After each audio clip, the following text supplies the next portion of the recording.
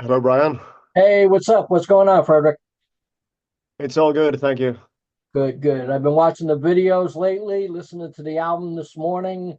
I picked out my favorite tunes to talk about, and Right? so we'll go down everything. First, congratulations on the new album, Thank Garder you. and Flamme. Yeah, And that's on Escape Music, right? it's correct. Yeah, And it also came out on a limited blue vinyl, huh? yeah. Yeah, Uh, yeah. we uh, we just received our share of vinyls here to Sweden uh, this week. We had a release party, so I got to hold and unbox them. They were really nice, actually. So Cool, cool. Yeah, that the vinyl is getting to be a big collector item, and especially when you do different colors and stuff like that. You know how yeah, many? I prefer. I'm old school. I actually prefer the black ones. Wow, Really. wow, wow. But it's a special format, and I understand why people like vinyl. I do it myself because it's like the album format is vinyl from the beginning, like 10 tracks and a B side. So it it comes from this format really. Right, right. You happen to know how many they made of the blue vinyl? I might get the numbers completely wrong here, but I think it might have been 200 or something. I don't know, but yeah. Wow, So that's really a collector item. They'll be gone in no time. They'll be gone. yeah, I hope so. Hope so. Hope there'll be a second press. Cool, cool, cool. Now, was your first band Sakura? Uh, there has been other bands as well Right, before, but well, we could start with Osakaru in this genre. right. Okay, cool, There cool. have been a few local bands leading up to Osakaru, and then it has been Osakaru for well over 10 years. I've been a part of that group, and then also a heavy metal group called Air Raid I've been uh, in since 2017. And then Eric contacted me in 21. And at the time I had a little, my schedule was quite open and music sounded good. So, I'm on board. Cool, cool. And here we are. Did you record or put out any kind of material in them other two before that? Before Oscar? Yeah, as a guitarist, I played on a record. It's quite good actually, but it was never we never did any uh, great PR work for this. The band was called Mr. Artist, and Cool. I think the album is called My Own Way. And I play the guitars on that one. I'm not sing. I sing the backup harmonies, but and the saxophone player on that record is the same saxophone player that plays the leads on this because he's a friend of mine. Excellent. So that's actually a good album, but we never got anywhere with that band. So, but Right. it's on Spotify anyhow. Cool. That's cool. Did it come out on like a CD or anything too? No, no, we didn't get that far with this really. Cool, cool. Now this new album, tell me a little bit. Well, I'm going to go down the tracks, and you tell me what your feelings are towards each song. Okay? Right. So my Yeah, feelings about each song you yeah, okay. yeah. Yep. So like I'll mention the song, and you could take it from there. Yeah. So, welcome to the real world. Well, the opener, it's a driving, feel good, feel for that song, and good vibe as an opener. Uh, the lyrical content is kind of, you know what? First of all, I want to say I usually don't like to be over-explanatory with the lyrics, so I want people to actually have their own Right. uh, uh, view on the lyrics. But uh, it's a little bit about looking back on maybe yourself or young people coming of age a little bit and realizing the well, struggles in life and things aren't always as Right. as Definitely. they used to be maybe. Uh-huh. Definitely. Yeah. Definitely. But Kelly. it might, as I said, Yeah. I won't be too over-explanatory with the lyrics because I like it when there's a little bit of mystic. Yeah. Definitely. I'm sure everybody will have their own view. I just want to Yeah, see what you think right, about them. right. How about Kelly? Yeah, that one was. It's like that song had the title Kelly from the beginning, and it was like Toto always said, "Hey, Toto." Yeah. They always had some like songs named after a woman or something like that on each album. So it was like the demo was called Kelly, and I just went for that vibe really. Right. Wow. Cool. Cool. How about Through the Storm?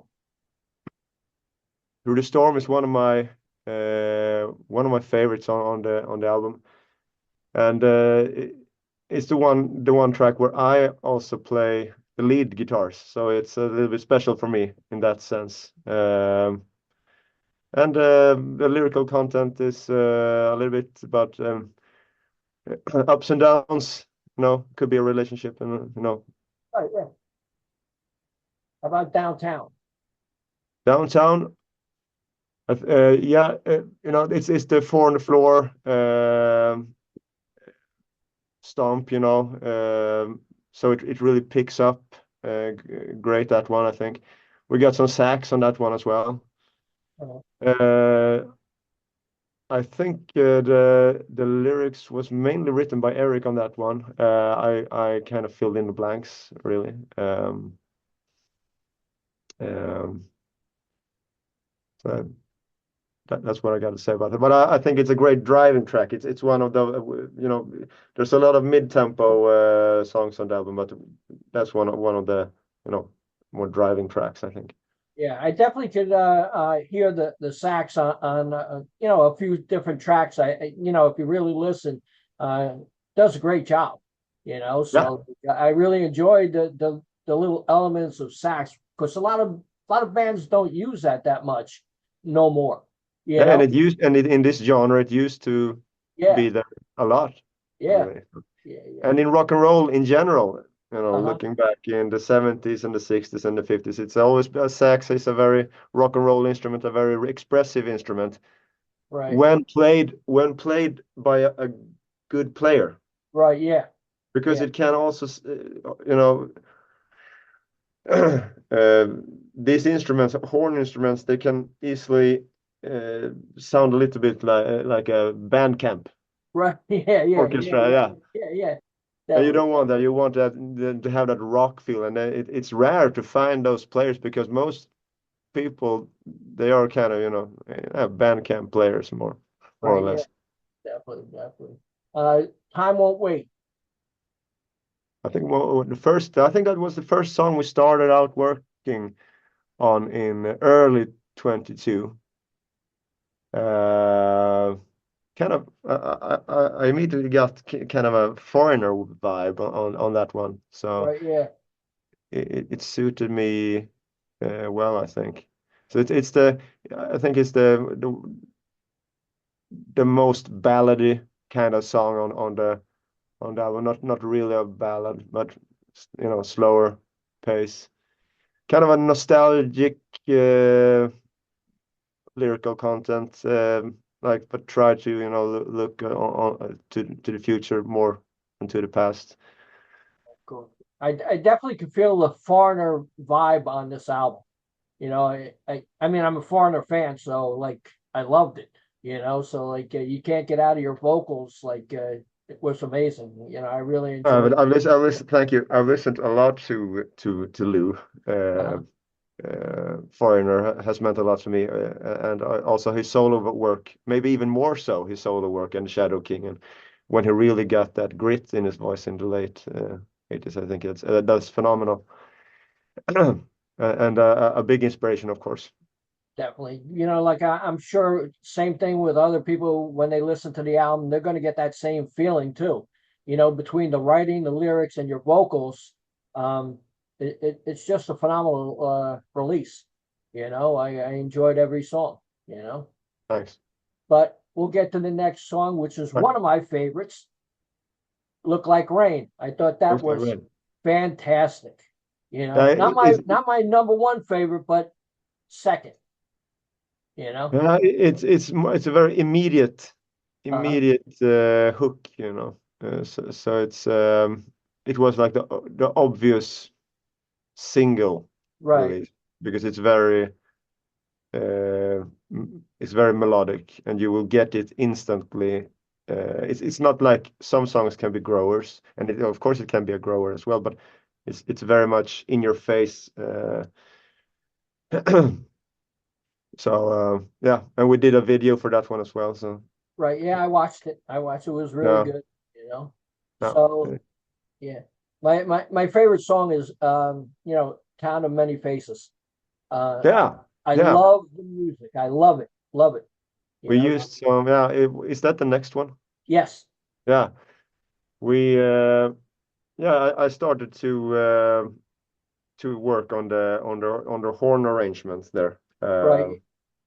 Just for fun in the beginning. Just let's see what we can do here.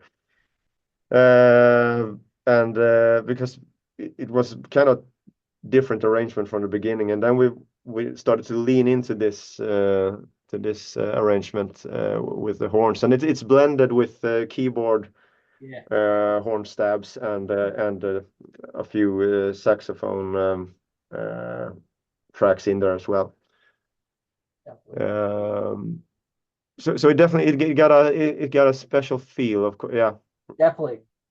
Definitely. I'm sure my neighbors were bitching that I had it too loud, yeah, like, and kept on playing it over and over because I liked it so much. I kept on raising the volume higher and higher and higher, yeah. so it's, and the keyboards in the beginning are really, really catchy. Oh yeah, yeah.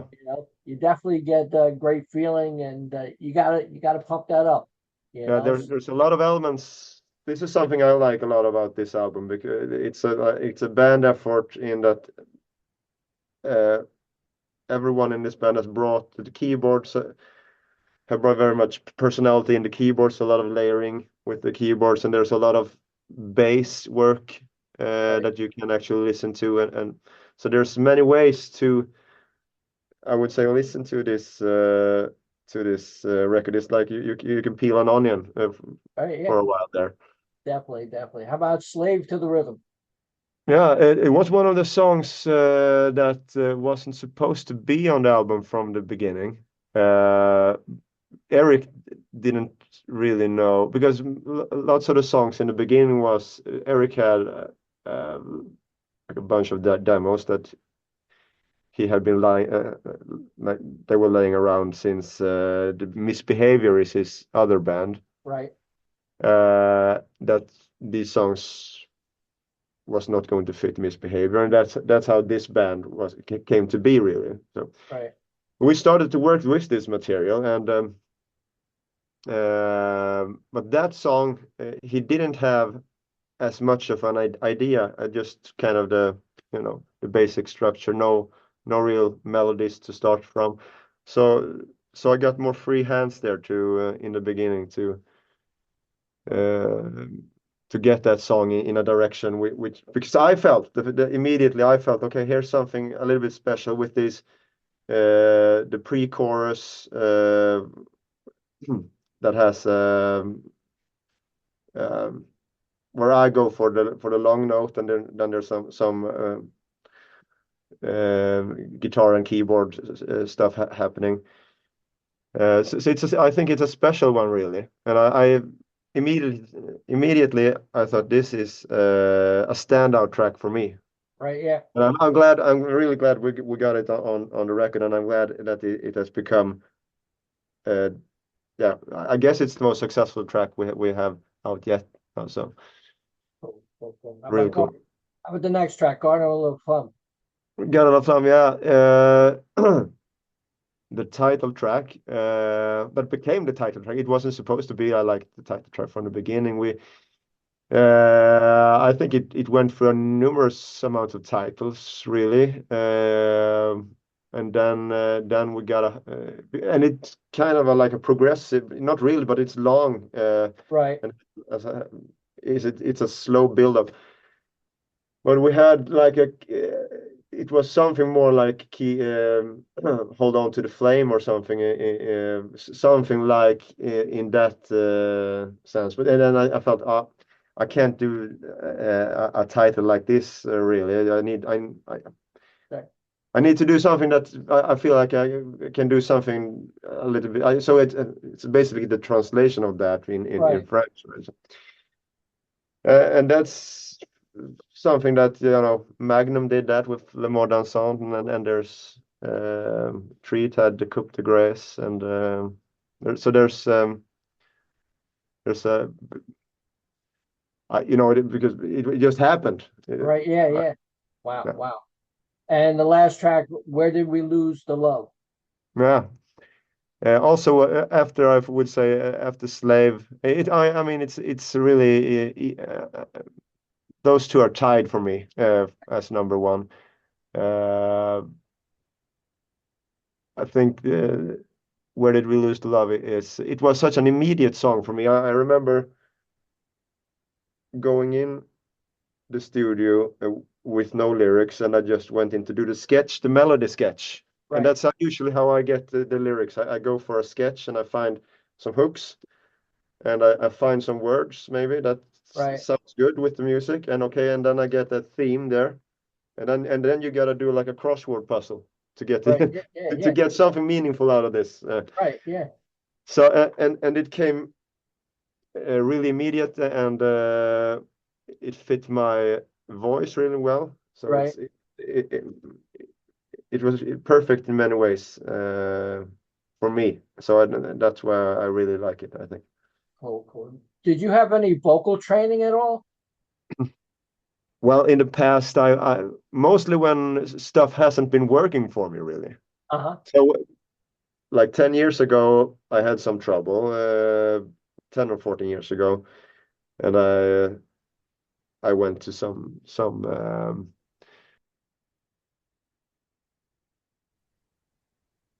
You're back? Yeah, I'm back. Okay, no problem. So you were talking about vocal training, or Yeah.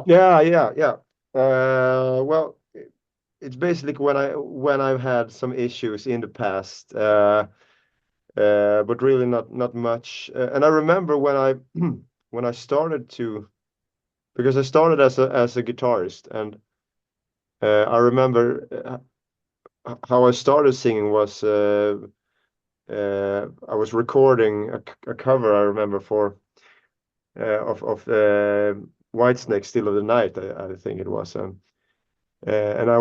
we had there was a guitar forum back in the forum days. Yeah, and we used to post different solos and stuff, but this was back in 04 or 05 or something. Right.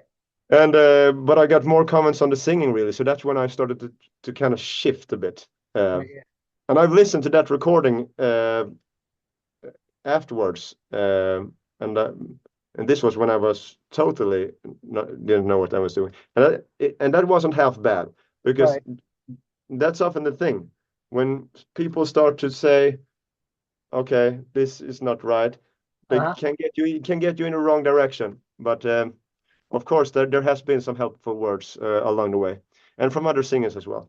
But yeah. Well, was there any songs at all on this new album that were challenging for you? Yeah, well, we did a lot of finding the right keys in the beginning. So out of the demos, we started to work with them, and maybe we can bring this one down, we can bring this one up, so you get the right amount of power out of my voice on each track.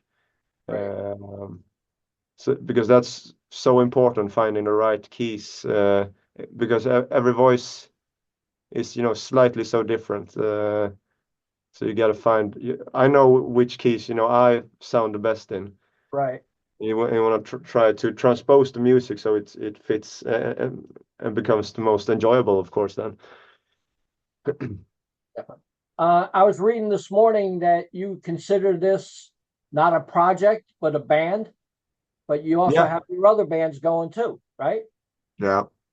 So, what about live shows? We are, live shows is mandatory for a band. That's why we do this as a band, and that's the core and the spirit of rock music is to be experienced live.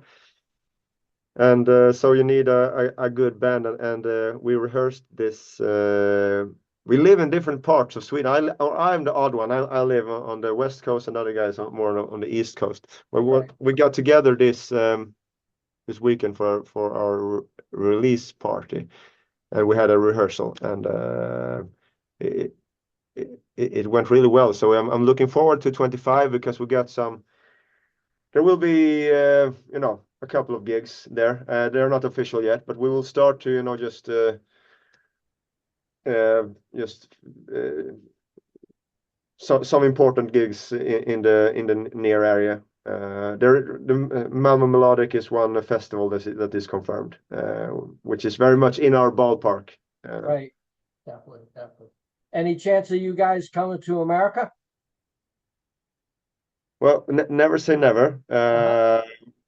To come to America, there's a lot of administration. There's you gotta have the visa and there. So it really depends on if there's uh, some big festival or Uh-huh. two, and you can put some club shows that pay off in between. There, you might be able to if it's of great importance, I think. But it's hard. It's hard to get yeah.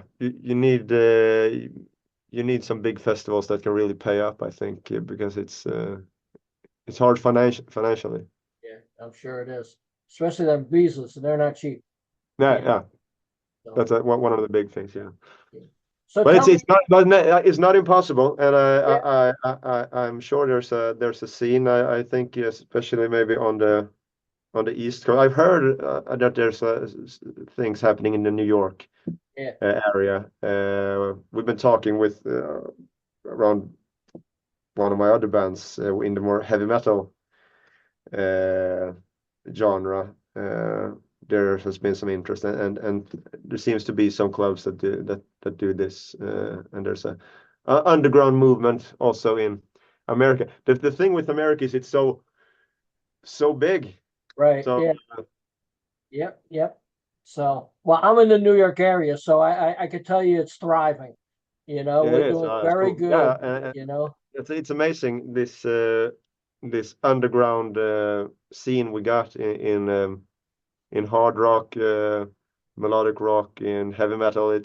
There is definitely a scene, right? Yeah, although it's underground, but you know it's there. It's there. yep, yep. I know a lot of shows. I'm a photographer too, so most of the shows I go to are sold out.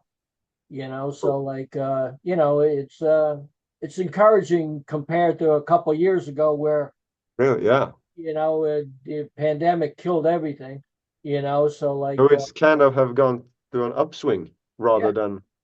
yep. That's cool. That's really cool. Cool, cool.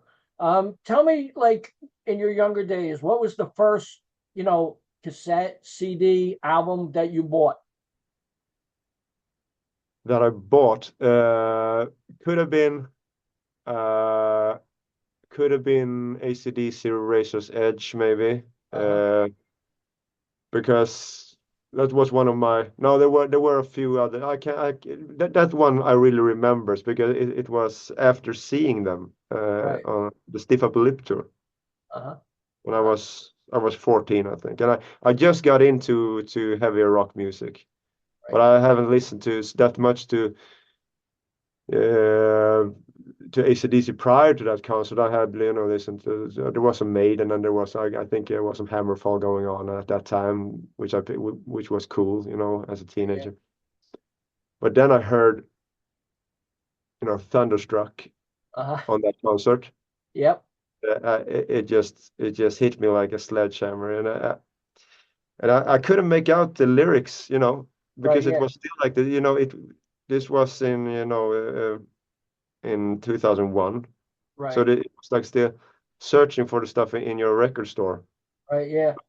Yeah. Finding, and going through and listening to these records. Okay, which one has there it is. Razor's Edge. Yeah. Wow. Wow. So that I think that was one of the first, really. Yeah. Cool. Cool. Was there any live show that you went to that really made an impact on you? Yeah, that would be that one. That would have definitely been Easy. yeah, AC/DC, Stiff Upper Lip. Yeah, definitely. It was the game changer. I can't come up with anything remotely close. Right. Even though I'm a huge Toto fan. I've seen Toto probably, including Steve Lukather and Bobby Kimball's solo shows. So that's well over 10 times I've seen them. Wow. Wow. And especially one concert in 2012 with the whole original lineup almost, except Jeff Porcaro, of course, Simon Phillips, and also Nathan East on bass. It wasn't Mike Porcaro, it was Nathan East. But that show, one of those outdoor gigs, it was just completely fire. Right. Yeah. Wow. Wow. How about the latest concert you went to? Well, the latest concert, let's see. Got to backtrack here a bit. I think it was, I might miss something now, but Brian, no, let's see here. Brian Downey's Alive and Dangerous, or Alive and Dangerous. What's his band called? The Thin Lizzy. Could you say tribute? But it's the drummer, so right. Yeah. It was completely amazing, really, to hear, because Thin Lizzy was also very important to me. And sometimes in these 70s bands, the drums are very much heart and soul in the band. And when you heard that groove just kicking in, it felt like you were transported, really. So wow, that was really cool. Cool. Is there any bands coming out of Sweden that you could recommend me to check out? Yeah, there's a lot of bands from Sweden. The Swedish, there's it's like a scene in Sweden. Yeah, it's the best melodic rock scene. And if we look at the melodic rock scene, I would definitely, my favorites have been Work of Art. Yeah, I saw them. They played here. They did, yeah. Yeah, Melodic Rock Festival. Like a fest, yeah. Yeah, I saw cool. them there. Yeah, then they are amazingly good. Talented singer.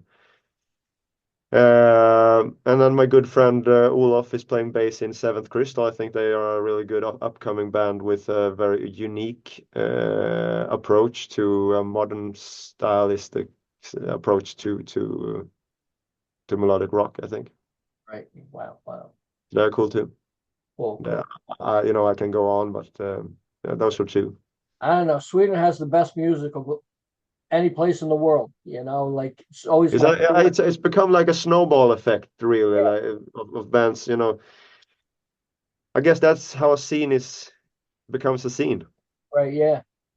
I don't know. Mine started with first Crash Diet, and then and I think that's where it all really started. Back in 2005, the Rest in Sleaze. Yeah. Which is for me, it's still one of those bringing this music back, really. And then there was like kind of a sleaze wave, and you got Crazy Legs started out, and a few other bands, and then came Heat along. Yeah. Yep. And then started the melodic, more AOR style hard rock late 80s vibe, which is still going strong and has kind of moved into a modern approach now. And that's when we started to look at the more traditional Right. way Yeah. of sounds. Yeah. Yeah. Yeah. Matter of fact, the interview I did before this one right here, I did with your band member Oz. Yeah, I watched it. Yeah, yeah, it was good. Yeah, It was yeah. a lot of fun, you know. So, what are your hopes for this album? For Daytona, Yeah, Garder. yeah, Yeah, I hope it will it will shake the foundations a bit here in the melodic rock scene, in the sense that this is how we believe, how believe that the authentic traditional sound right, is supposed to. I mean, supposed it's very subjective, but for me at least, this is a very special sound right, that we try to keep very authentic, and I hope that it will that fans of this genre will realize that okay, yeah, this was and then there's a lot of different other sounds, equally good, right. but Yeah, this sound, all right, I remember this one. Let's shed some light on and hopefully more bands can also go for the traditional sound. right, right. Uh, in this day and age, right now, what's the best way to reach new audience? I still think because there is a good underground scene, and there's a good live scene, if you really look around. Yeah, I think really doing the groundwork. Uh-huh. I think it's very, very important, and then the word of mouth, people start talking. Right, right, I think right. I think really that is the foundation, because then you can easily become an internet band or a Right. phenomenon. Yeah. Uh, but then you go out on tour and you realize, oh, no one cares about the live shows, because the live shows are other people attending the live shows than maybe the ones who watch the YouTube. So Right. whatever. Yeah. Definitely, definitely. Well, Fredrik, Daytona, new album's fantastic. It's great chatting with you. Would you like to say anything to the fans out there? But I gotta say, I'm so happy, of course, for the good reviews, and the amount of love that we've got so far for this album, and also for keeping this genre alive and thriving. Really, it's all about the fans of this music who still goes to the shows. So yeah, yeah, just let's keep on doing this for another. If this has been a revival now for so if you say since the Crash died, since 20 years, let's Yeah. Yep. 20 more years, because we love this. Cool, cool. Thanks very much for the chat, man. I appreciate it. Talk to you later. Thanks for having me, Brian. Bye bye.